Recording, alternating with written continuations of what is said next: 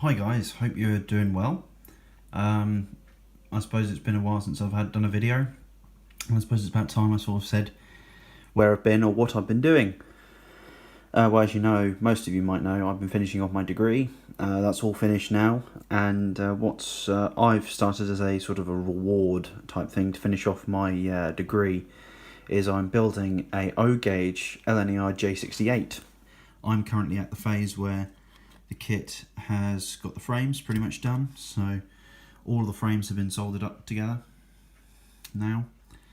So what you've got here in the centre here is where the motor will go. So the motor will point straight downwards onto the driving wheel here. Now this driving wheel is a little bit further raised up than these ones are because it's kind of necessary to keep I think it's to do with the wheels or the inertia on the model. But this wheel will get traction on the track, it just doesn't have as much. So yeah, I've soldered all the wheels in. The wheels are actually removable. So what I've got here is the entire underframe assembly here. So what you've got is, that sits nice and flat on the base now. So the wheels will nicely spin over. I've quartered the wheels so that they'll all couple up together when I come to do the connecting rods. What you've got is the back of the engine. This is the back of the engine here, and that's the front of the locomotive. And it's just a case of it's been a lot of work on the long run. So yeah, you know, it's just one of those jobs that you get used to doing. Currently, I'm hoping to make this sort of a video series of the build of this tank engine. The aim is to eventually build a layout to go with it. And it's just a case of, okay, so when do I get round to doing that? But at the minute I'm motoring along with a lot of the locomotive at the minute. So let's see where we go from there.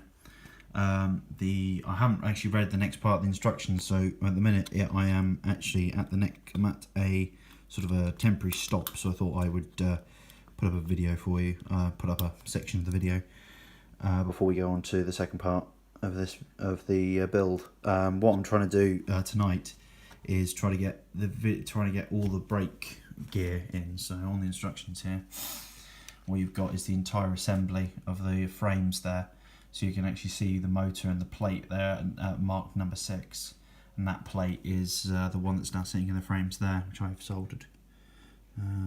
Yeah, the metal is nickel.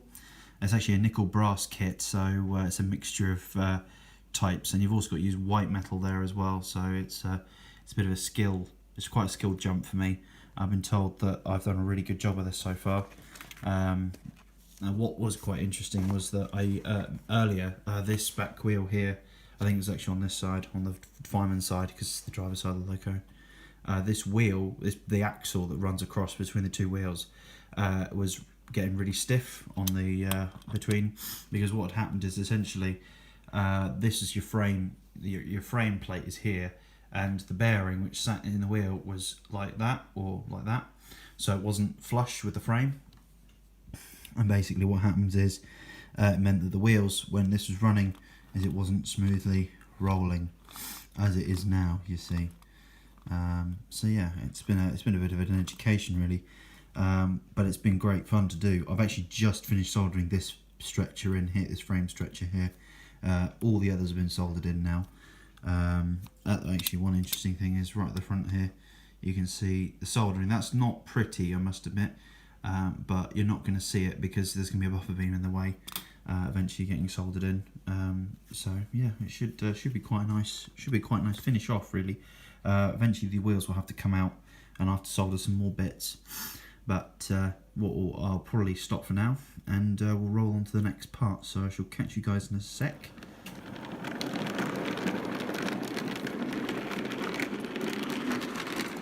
For what has been for you a couple of seconds, it has been a whole day for me. The locomotive has now reached a critical mass. I have a loose fitted interior, so that's actually the first of the interior. What you've actually got is a sander there. You've obviously got the coal hole there, the coal hatch. You've got the radius which goes to the back of the cab. You've got the screw handbrake there, and you've also got the destination boards. What I want to do is I want to get a set made.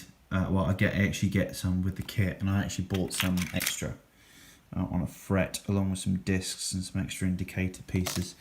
And the idea is to fit at least one on there which says either Stratford or Norwich or something on there, just to add for a little bit of detail inside the cab. For those eagle-eyed of you, you'll notice that the buffers are also on. These buffers are, unlike the white metal ones that came with the kit, they're actually sprung. So I actually have some sprung buffers. I've got the drawbars ready to go in. They are around. Basically, we've actually fitted the rivet detail has gone in on the front of the buffer beam here, around the front of the locomotive. The tank sides are in. What's very interesting is that you can see how narrow that is.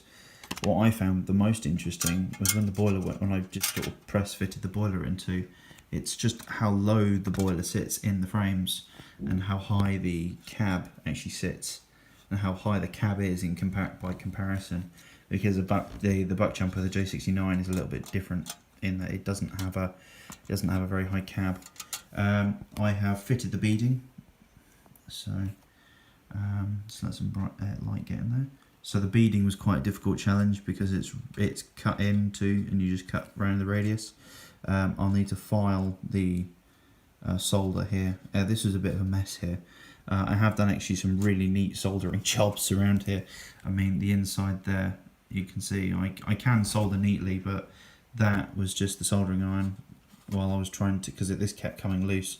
This comes in two parts here, so you know, quite interesting. The back of the cab, we have the coal rails fitted, coal guards fitted effectively. This plate isn't soldered on just yet. I've got to do that next after I finish filming. You can see the hatch in the bottom here, which is actually where the handbrake goes. That's actually still the back plate is actually still a completely separate part of the whole kit. So you know, and it's quite difficult doing this with one hand. Eventually I'll get a tripod and we won't have to worry about this. But that's all back in.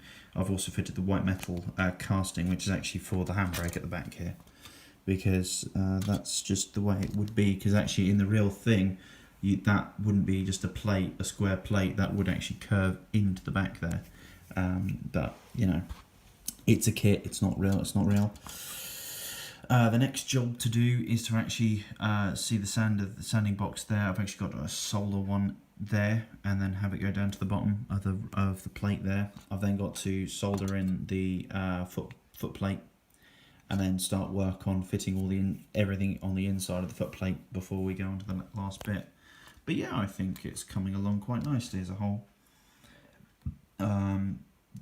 Looking at the next lot of instructions is actually getting on to fitting the reverser. So I have a screw reverser instead of a standard reverser. Now just to find where that is. Here it is. So this is actually a screw reverser instead, because I chose the version I'm doing is actually one of the earlier versions, which has got the screw reverser instead of a lever quadranted reverser, where it's just a lever for those who don't know.